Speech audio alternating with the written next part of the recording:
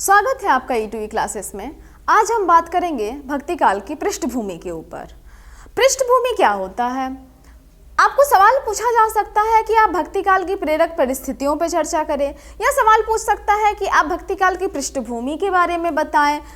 पृष्ठभूमि हो या प्रेरक परिस्थितियां हो, तात्पर्य यह है कि भक्ति काल से पूर्व अर्थात आदिकाल के खत्म होने के समय ऐसी क्या आबो हवा में परिवर्तन हुआ जिससे वैसी परिस्थितियां बनी कि भक्ति काल जैसा साहित्य आज हमें उपलब्ध हो पा रहा है। यानी भक्तिकालीन विचारधारा को या भक्तिकालीन साहित्य को बाहर लाने में वो कौन कौन से ऐसे तत्व थे जिन्होंने अपनी महती भूमिका निभाई। जैसे आपने आदिकाल के बारे में पढ़ा कि किस तरह के परिवर्तन हो रहे थे, क्योंकि साहित्य जो है अपने तत्कालीन परिवेश से सीधा सीधा संबंध रखता है। राजनीति हो या सामाजिक गतिविधियां, आर्थिक हलचल हो या धार्मिक अथवा सांस्कृतिक, इन सभी का सीधा असर साहित्य पर पड़ता है। क्यों?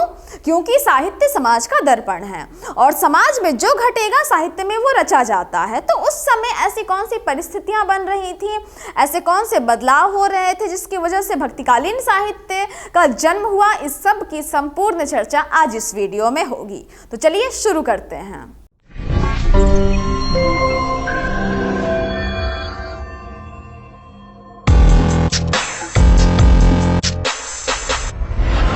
भक्ति काल को समझने से पहले, उसकी प्रेरक परिस्थितियों पर अथवा पृष्ठभूमि पर सीधे सीधे जाने से पहले हमें कुछ महत्वपूर्ण बिंदुओं को जरा देख लेना चाहिए। आवश्यकता इस बात की है कि आप भले ही भक्ति काल की प्रेरक परिस्थितियां लिखें या आप भक्ति काल की प्रवृत्तियां लिखें, आप इन महत्वपूर्ण बिंदुओं को यदि अपनी भूमिका के तौर पर जगह देते हैं अपने उत्तर में, तो आप एक मजबूत उत्तर का निर्माण करेंगे, एक मजबूत आंसर फ्रेम का निर्माण करेंगे। तो देखिए उन महत्वपूर्ण बिंदुओं को। पहला बिंदु है, हिंदी साहित्य के संदर्भ में भक्ति काल का तात्पर्य उस काल से है जिसमें मुख्यतः भागवत धर्म के प्रचार तथा प्रसार के परिणाम स्वरूप भक्ति आंदोलन का सूत्रपात हुआ था। अर्थात भक्ति काल से क्या तात्पर्य है? भागवत धर्म के प्रचार प्रसार के लिए जो भक्ति आंदोलन तैयार हुआ वह भक्ति काल कहलाता है। और उसकी लोकोन्मुखी प्रवृत्ति के कारण धीरे धीरे लोक प्रचलित भाषाएं भक्ति भावना की अभिव्यक्ति का माध्यम बनती गई और कालांतर में यानी कुछ समय बाद भक्ति विषयक विपुल साहित्य की बाढ़ सी आ गई। ये स्टेटमेंट है डॉक्टर नगेंद्र का और ये बहुत महत्वपूर्ण स्टेटमेंट है। यह कथन इस बात की पुष्टि कर रहा है कि भक्ति काल किस तरह से आया। भक्ति काल मुख्यतः भागवत धर्म के प्रसार के लिए आया और इसने एक आंदोलन का रूप लिया। और ये जो आंदोलन है या ये जो प्रसार है, ये प्रचार प्रसार लोगों से जुड़ी थी, लोकोन्मुखी थी, यानी लोक के लिए थी, लोगों के मनोदशा को समझ रही थी, लोक से जुड़ी हुई थी। तो लोक में प्रचलित होने की वजह से और लोक भाषा में रची जा रही थी, क्योंकि अलग अलग भाषा में आप पाएंगे अवधी में लिखा जा रहा है, ब्रज में लिखा जा रहा है। मूलतः साहित्य संत साहित्य हो या फिर सूफी साहित्य हो, अधिकतर आपको मिलेगा ब्रज में और अवधी में, दो तरह की भाषाएं हमें ज़्यादा मिलती हैं। तो ये सारी लोक भाषाओं में निर्मित होने की वजह से लोगों का जुड़ाव होता गया और एक तरह से विपुल साहित्य की बाढ़ सी आ गई।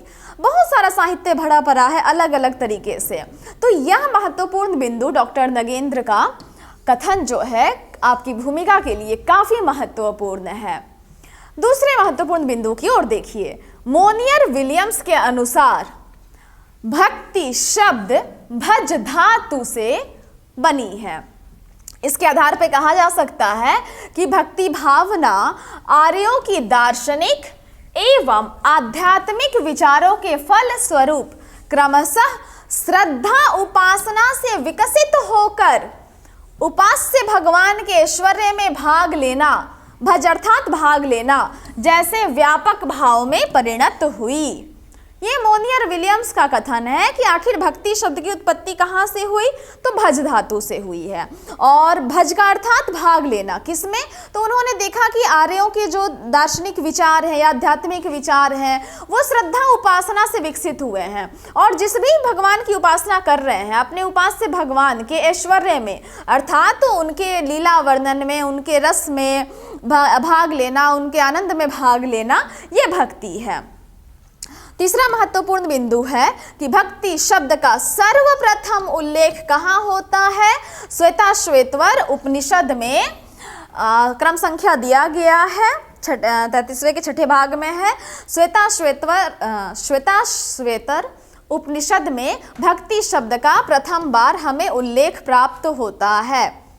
तो इतनी महत्वपूर्ण जानकारी के बाद अगर आप ये जानकारी रखेंगे कि भक्ति आंदोलन के उदय के संबंध में अलग अलग विद्वानों का क्या मत है, तो यह आपके उत्तर को और भी मजबूती प्रदान करेगा। ये सवाल आ सकता है कि आप भक्ति आंदोलन पर अपने विचार रखें या भक्ति आंदोलन के बारे में विस्तृत चर्चा करें। भक्ति आंदोलन कैसे जन्म लिया, कहाँ से जन्म लिया, विद्वानों ने क्या राय रखी है, इस पर एक संक्षिप्त जानकारी भी हम लोग लेते चलेंगे। सबसे पहले बात करेंगे ग्रियर्सन की।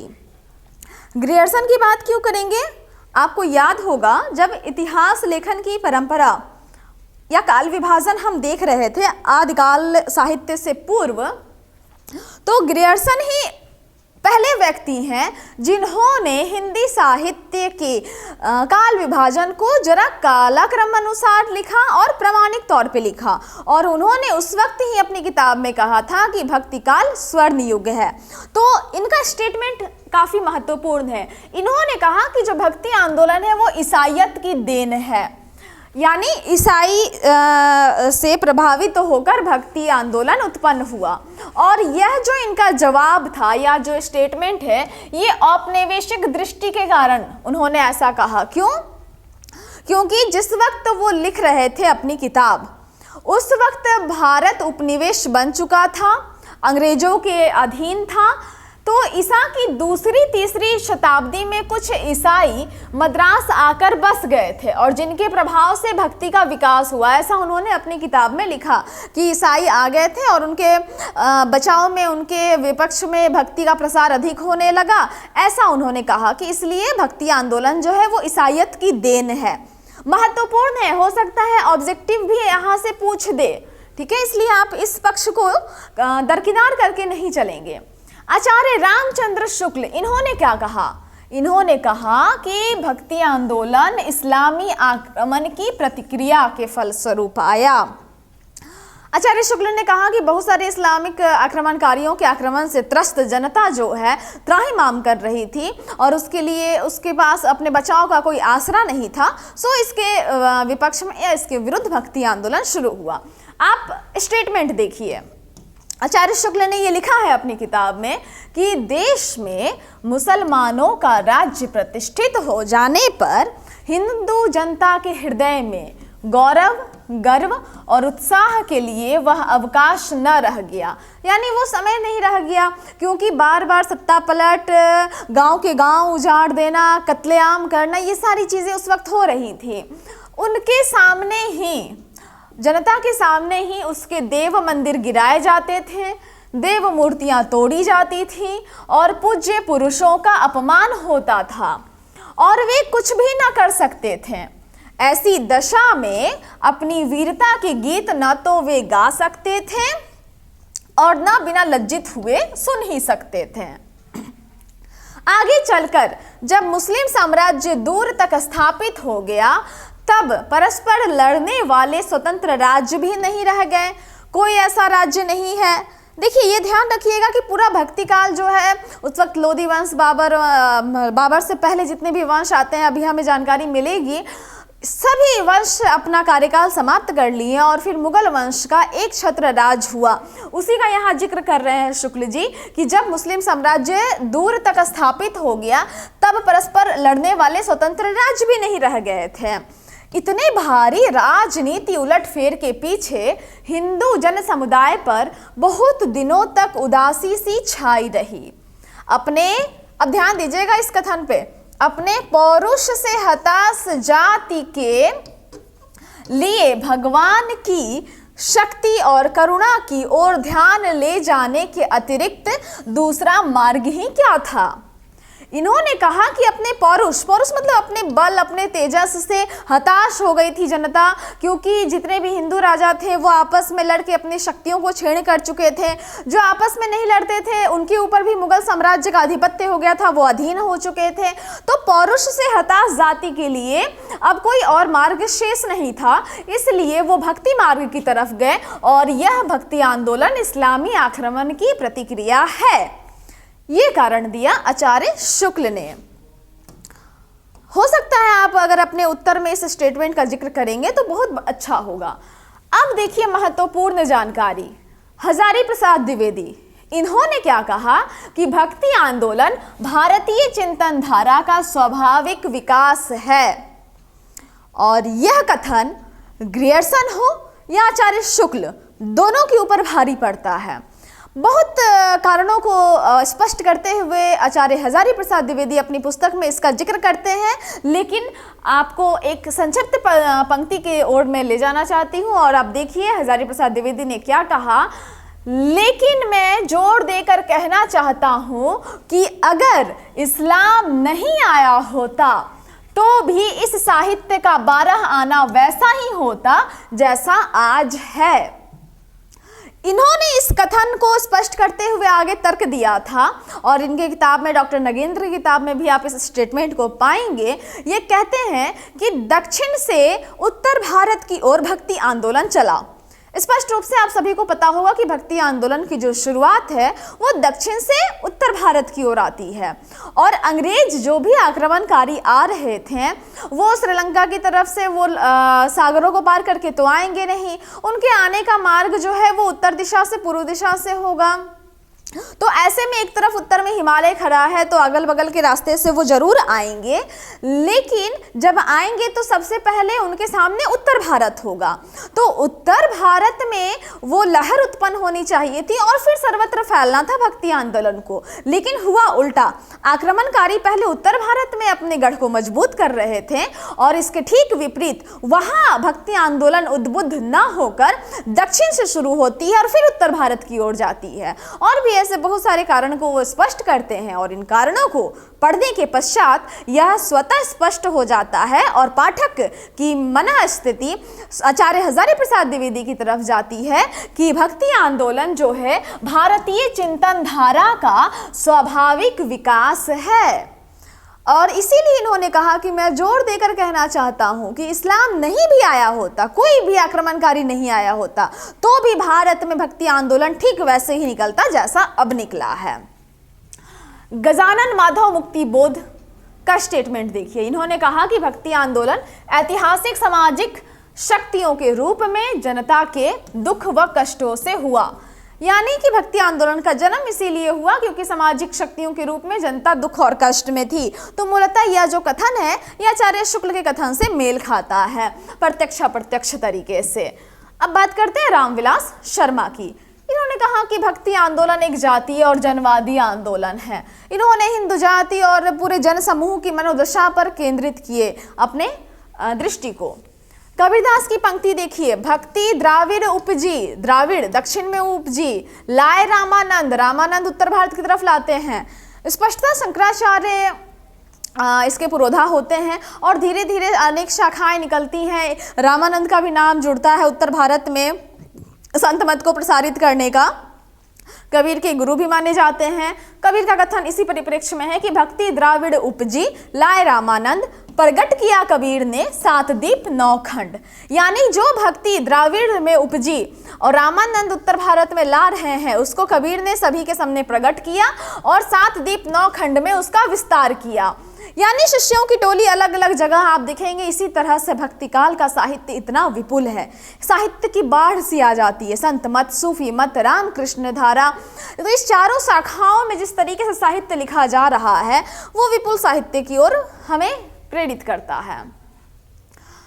आचार्य शुक्ल ने दक्षिण में भक्ति के उद्भव को स्वीकार किया है। आप देखिए आचार्य शुक्ल का स्टेटमेंट है कि भक्ति का जो सोता मतलब स्रोत दक्षिण की ओर से धीरे धीरे उत्तर की ओर आ रहा था, उसे भारत की ओर पहले से ही परिवर्तन के कारण शून्य पड़ते हुए जनता के फैलने के लिए पूरा स्थान मिला।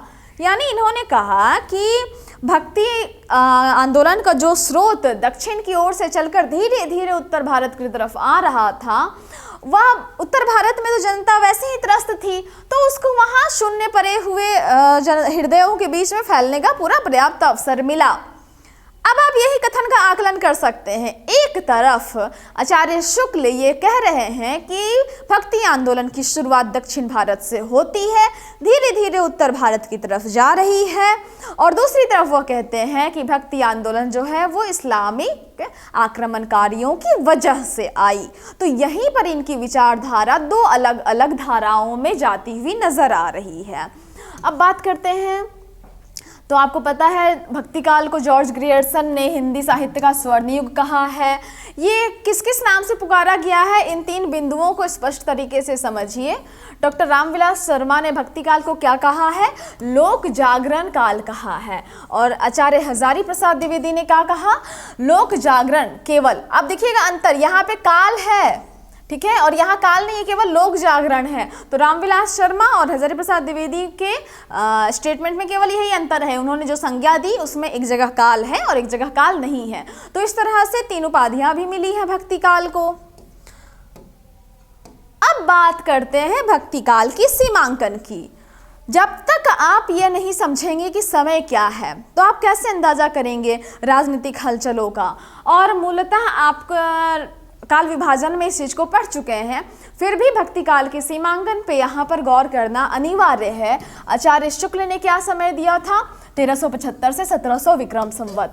डॉक्टर नगेंद्र ने क्या दिया था? 14वीं शती के मध्य से 17वीं शती के मध्य तक। इस तरह से Hazari Prasad Dwivedi, doctor Bachchan Sen, doctor Ganapati Chandragupta, doctor Ram Kumar Verma, doctor Mishra Bandhu का काल विभाजन स्पष्ट है। माध्यमिक काल उन्होंने कहा था, और उन्होंने हर काल को पूर्व और प्रौढ़ में इस तरह से बांटा था। तो एक ये आकलन, एक ये हिस्सा आपके उत्तर में रहना तो अवश्य ही चाहिए। भक्ति काल के सीमांकन के संबंध में एक ये विस्तृत जानकारी हो गई। अब हम बात करेंगे भक्ति काल की पृष्ठभूमि। इसी बिंदु के लिए हमारी अभी तक की सारी चर्चा केंद्रित हो रही थी। भक्ति काल की पृष्ठभूमि के तीन महत्वपूर्ण हिस्से हैं: राजनीतिक पृष्ठभूमि, आर्थिक एवं सामाजिक, धार्मिक एवं सांस्कृतिक। तो चलिए शुरू करते हैं अब राजनीतिक परिस्थिति को। तो आप स्क्रीन पर देख पा रहे हैं, राजनीतिक दृष्टि से भक्ति काल का विस्तार मुख्य रूप से तुगलक वंश से लेकर मुगल वंश के बादशाह शाहजहां के शासन काल तक है। इस कथन को आप कंठस्थ कर लीजिएगा कि राजनीतिक दृष्टि से मुगल काल का विस्तार कहां से कहां तक है। तुगलक वंश से लेकर मुगल वंश के शासक शाहजहां तक भक्ति काल है। और जैसे ही शाहजहां का अंत होता है, ये शाहजहां का कार्यकाल है, जैसे ही अंत होता है वैसे ही हिंदी साहित्य में भक्ति काल की समाप्ति होती है और फिर रीतिकाल का दौर जो है वह शुरू हो जाता है। यह महत्वपूर्ण जानकारी प्राप्त किए बगैर आप भक्ति काल में प्रवेश नहीं कर सकते हैं। अब देखिए, सबसे पहले पूर्व मध्यकाल का आरंभ, जिसे हम भक्ति काल कहते हैं, वो कब होता है? दिल्ली के सुल्तान मुहम्मद बिन तुगलक के राज्यकाल में। यानी तुगलक वंश में भी मोहम्मद बिन तुगलक के समय हुआ था। फिर उसका उत्तराधिकारी जौना शाही, जिसे जुना शाह के नाम से भी जाना जाता है, वह हुआ। इसी क्रम में सुल्तान महमूद शाह भी शासक बना और फिर धीरे धीरे परिवर्तन होता गया, शासक बदलते गए। भारत के राजनीतिक क्षेत्र में सन 1943 से 1643 तक की अवधि दो प्रमुख वंश, मुस्लिम वंश जिसमें पठान और मुगल आते हैं, तो मुस्लिम वंश जिसमें पठान और मुगल वंश आते हैं, इन दोनों का आधिपत्य रहा है। आपको यह समझना चाहिए कि सबसे अधिक यदि अन्य जितने भी वंश उत्पन्न हुए हैं उसमें पठान और मुगल वंश ने बहुत अधिक शासन किया। और आपको पता होना चाहिए कि भक्ति काल में लोदी वंश, सैयद वंश, तुगलक वंश के सुल्तान विशेषता उल्लेखनीय हैं। यानी लोदी, सैयद, पठान, तुगलक, इसमें और गुलाम वंश भी शामिल हो जाते हैं। इस तरह से बहुत सारे वंश जो है, मूलतः आप समझिए इतिहास के अध्याय में कि मुगल वंश से पहले जितने वंश आते हैं उन सबका शासनकाल आपको भक्ति काल में मिलेगा थोड़ा थोड़ा। फिर इस काल के ऐसे वंशों के व्यक्ति भी समय समय पर होते आए जिन्हें किसी न किसी विद्रोह के फलस्वरूप अधिकार प्राप्त करने में न्यूनाधिक अवसर प्राप्त होते रहे। यानी लोदी वंश हटा, सैयद वंश आया, सैयद वंश हटा, तुगलक वंश आया, जो भी है आपस में उठापटक चल रहा था। एक वंश आ रहा था, दूसरे वंश को पराजित कर रहा था और अपनी सत्ता पर अधिकार प्राप्त कर रहा था। इसी तरह से फिर आता है बाबर और इन्होंने सारे वंशों पर अपना अधिकार जमाया और फिर एक छत्र राज्य स्थापित हुआ जिसे मुगल वंश कहते हैं। तो यहाँ पर मूलतः पठान वंश और मुगल वंश का आधिपत्य रहा है भक्ति काल के ऊपर। अब देखिए, भक्ति काल की राजनीतिक परिस्थिति की यदि हम बात करेंगे तो आपको राजनीति के केंद्रीय स्थानों के बारे में जानकारी होनी चाहिए, क्योंकि भक्ति काल की जो केंद्रीय परिस्थिति है राजनीति की, वह किसी एक जगह से केंद्रित नहीं हो रही थी, क्योंकि अलग अलग वंश आ रहे थे, अलग अलग राजधानियां बना रहे थे, एक दूसरे से लड़ रहे थे, अपना वर्चस्व स्थापित कर रहे थे, जिसकी वजह से भारत के अलग अलग क्षेत्र केंद्र में थे और वहां पर सत्ता पलट का दौर चल रहा था। तो इस दौर में सबसे पहले जिक्र करेंगे मालवा का। यहाँ पर परमार राजपूत, सुल्तान इल्तुतमिश, सुल्तान अलाउद्दीन खिलजी, मोहम्मद गौरी के वंशज दिलावर खां और उसका उत्तराधिकारी पुत्र अलप खां, फिर उसका वजीर महमूद खिलजी, बहादुर शाह, इन सारों का राज्य रहा। और इसके पश्चात 1962 में अकबर ने इसे अपने राज्य में मिला लिया। तो जब तक मुगल काल स्थापित नहीं होता है, एक बार फिर मैं आपको स्पष्ट कहती हूँ कि जितने भी वंश आए अंततः भक्ति काल में या पूरे भारत में मुगल वंश का एक छत्र राज्य स्थापित हुआ। सभी राज्य मुगल वंश के अंतर्गत आ जाते हैं। उसके पहले अलग अलग वंशों की भूमिका प्राप्त होती है। ठीक गुजरात की बात करें तो यहाँ महमूद गजनवी का आधिपत्य रहता है, उसके बाद अलाउद्दीन खिलजी आता है, अहमद शाह आता है, बहादुर शाह जफर का केवल बहादुर शाह का शासन रहता है।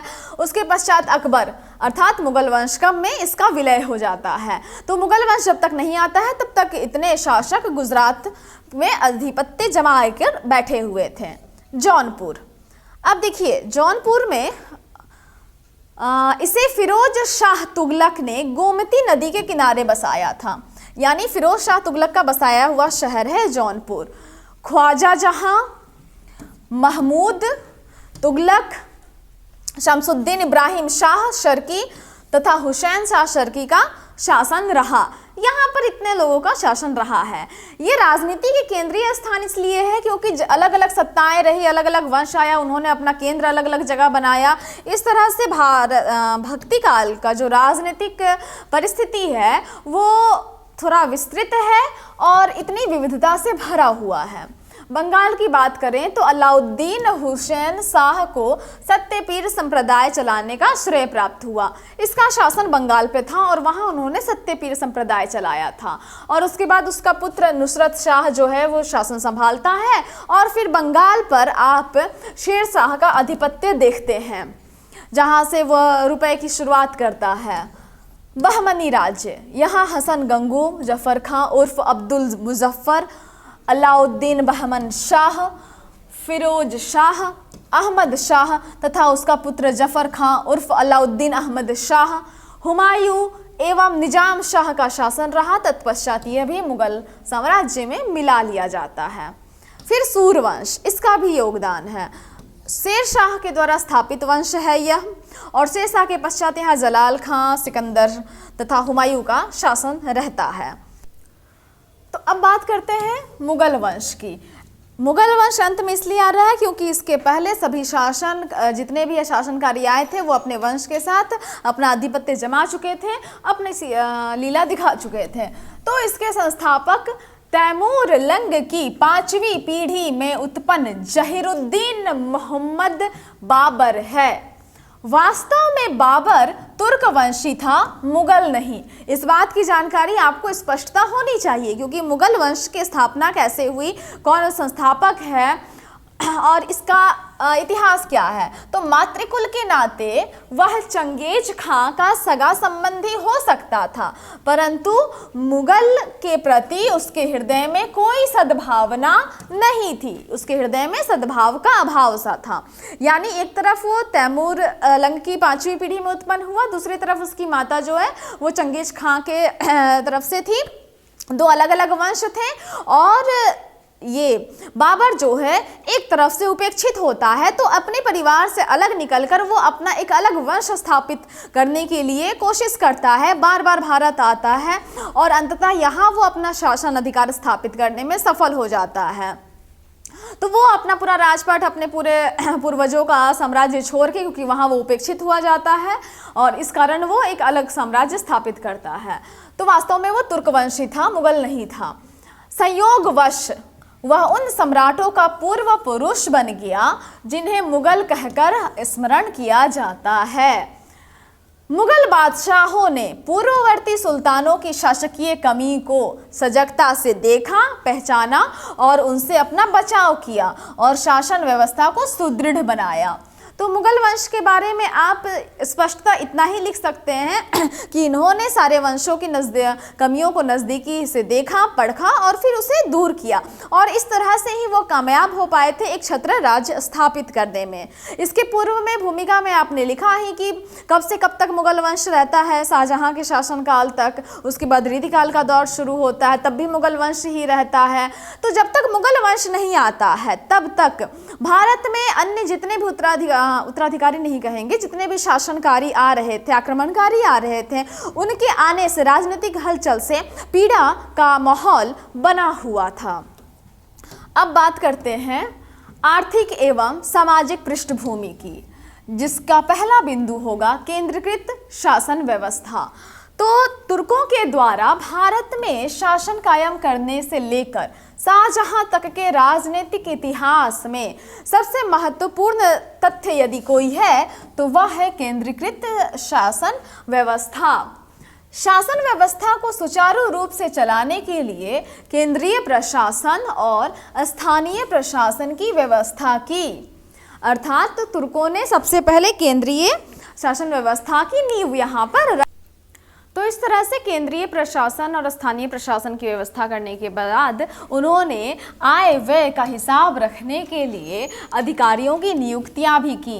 यानी जब आक्रमणकारी आ रहे थे और वो अपनी सत्ता को यहाँ पर जमा रहे थे तो गाहे बगाहे उनकी संरचना से हमारा आने वाला जो भविष्य था वो एक नई सीख लेना था, तो वो प्रभावित हो रहा था। अब अधिकारियों की नियुक्तियाँ कैसे होनी है, आय व्यय का व्यय कैसे रखना, हिसाब कैसे रखना है, ये सारी चीजें अलग अलग वंशों के माध्यम से हमें प्राप्त होती हैं।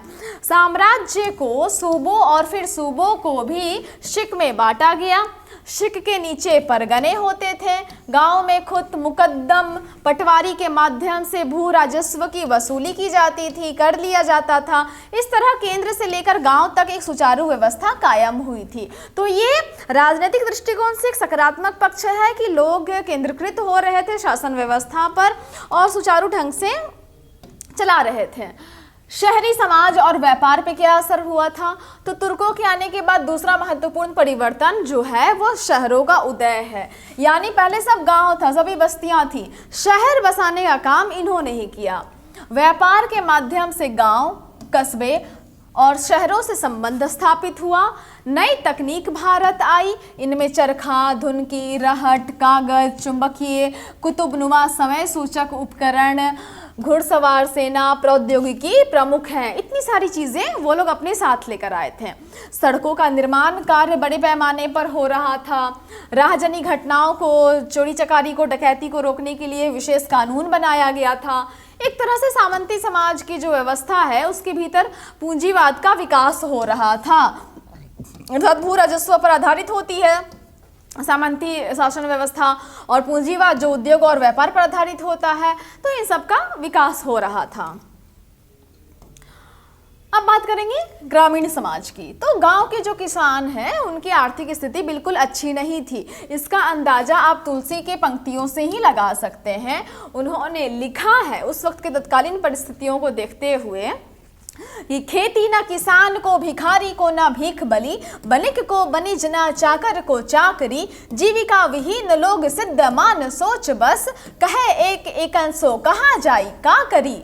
अर्थात न किसान को खेती करने के लिए खेत मिल रहा है, ऐसी दशा हो गई है कि भिखारी को भीख तक नहीं मिल रही है, बनिक यानी कि व्यापारियों को व्यापार करने के लिए नहीं मिल रहा है ब्याज व्याज, चाकर यानी जो नौकर बनना चाहता है उसे नौकरी नहीं मिल रही, किसी के घर में किसी के दुकान में चाकर को चाकरी नहीं मिल रही है, सभी लोग जीविका विहीन हो गए हैं और केवल यही सोच रहे हैं सभी लोग मिलकर कि कहाँ जाए क्या करें, कहे एक एक अंशों कहाँ जाए क्या करी। तो इस तरह के दशा का वर्णन तुलसीदास करते हैं।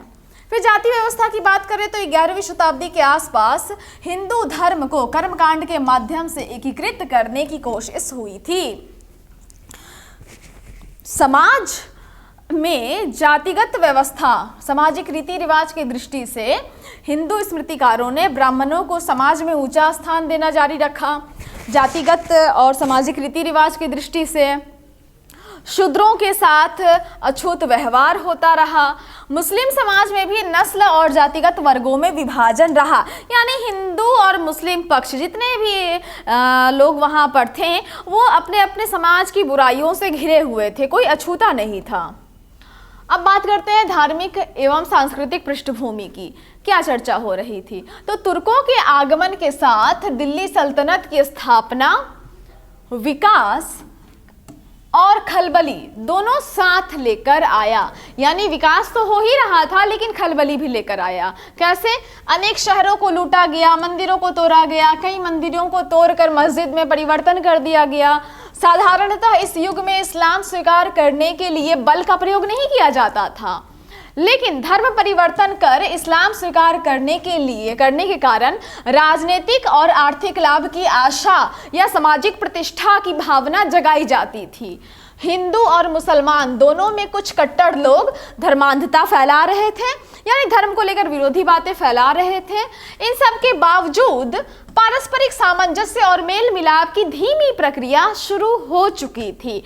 सत्ता पक्ष और सत्ता के केंद्र में रहने वाले लोग भले ही अपनी बुरी मंशा से समाज को प्रभावित करते रहे, राजनीति को प्रभावित करते रहे, वो धार्मिक और सांस्कृतिक स्थितियों का खाल पहनकर भले इन सारे विवाद को जन्म दें, लेकिन जो सामान्य जनता है उसका इन पक्ष से कोई विशेष लेना देना नहीं होता और वो वहाँ सांस्कृतिक जुड़ाव की प्रक्रिया शुरू कर देती है। यह प्रक्रिया वास्तुकला में नजर आता है, साहित्य के माध्यम से नजर आता है, संगीत के माध्यम से नजर आता है। खाने खाना रहीम जो अकबर के दरबार में थे वो तुलसीदास के प्रिय मित्र थे। तुलसीदास ने जब रामचरितमानस लिखा तो अपने परम मित्र रहीम को सबसे पहले उन्होंने सुनाया। रसखान कृष्ण के लिए अपने पद लिख रहे थे कि मैं अगर जन्म लूँ तो वापस, अगर पर्वत के रूप में जन्म लूँ तो मैं पठार बनूँ ब्रजवासी होकर, अगर मैं जीव के रूप में जन्म लूँ तो मैं वहाँ का गाय बनूँ, तो वृक्ष बनूँ तो वहीं का बनूँ ब्रजवासी का होकर। तो इस तरह से सांस्कृतिक मेल जोल की जो धारा थी वो बह चली थी और इन सभी क्षेत्र में अधिक स्पष्ट हो रही थी। आगे चलकर यह प्रक्रिया धर्म के क्षेत्र में भक्ति आंदोलन और सूफीवाद के रूप में दिखाई देने लगी। सूफीवाद में भी सांस्कृतिक मिलन की स्थिति नजर आती है, पारस्परिक सामंजस्य नजर आता है। तो कुल मिला के धार्मिक और सांस्कृतिक पक्ष में क्या होता है कि सत्ता के हलचल से असंतुलन की स्थिति, अशांति की स्थिति तो बनी हुई थी। मध्यकालीन हिंदू समाज के दो पक्ष हमारे सामने आते हैं, एक वो जो शास्त्रों के समर्थक हैं, दूसरा वह जो परंपरागत विश्वासों तथा मान्यताओं अथवा स्वानुभूति के पक्षधर हैं, जो परंपरा में विश्वास करते हैं कि नहीं ऐसे विचारधारा चली आ रही है तो इसी तरह से होगा। दूसरी तरफ बात करते हैं शास्त्रों की कि शास्त्र में जो लिखा है शास्त्र सम्मत होगा। दो तरह की विचारधारा थी। भारतीय जीवन में समय समय पर विदेशी विजातीय तत्वों के आते रहने से परस्पर संघात होते रहे हैं, परंतु इन्हीं से होकर ऐसी जीवन शक्ति का संचार भी होता रहा कि हम डूबते डूबते भी उबरते चले आए हैं, निष्प्रभ या निस्तेज ना होकर जीवन की अरुणिमा से महामंडित होते रहे हैं। अर्थात कि बहुत सारे आक्रमणकारी आए, बहुत सारी सत्ता आई और उन्होंने हमें मिटाने की कोशिश की, लेकिन फिर भी कुछ ऐसा रहा कि शेर है कि कुछ तो बात है कि हस्ती मिटती नहीं हमारी।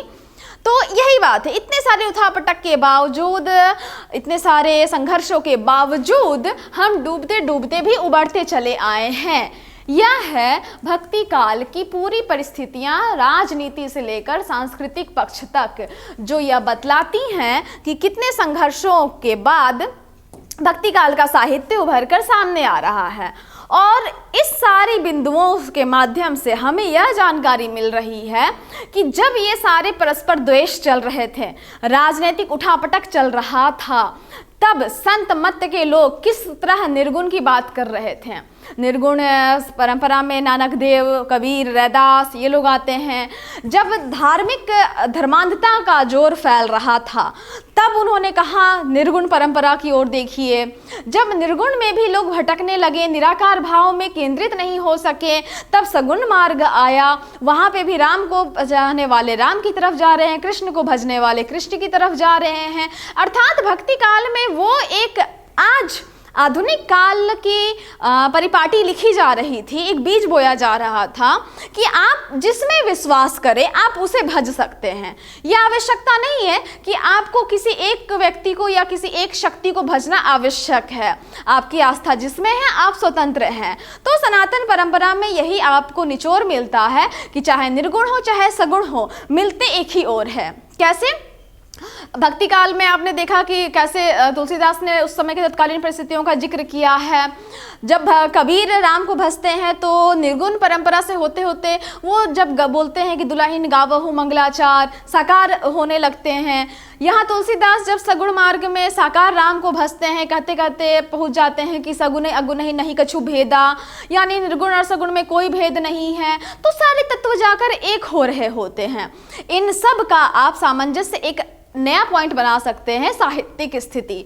तो जो कुछ भी हो रहा था वो सब लिखा जा रहा था। साहित्यिक स्थिति में आप चारों पक्ष की तरफ से उनकी रचनाओं का उदाहरण दे सकते हैं। इस तरह से भारत में भक्ति काल में जो आंदोलन की लहर शुरू हुई और भक्ति को लेकर जो अलग अलग मत मतांतर शामिल हुए, हमारे समक्ष प्रस्तुत हुए, इन सब का ब्यौरा यहाँ पूरा होता है।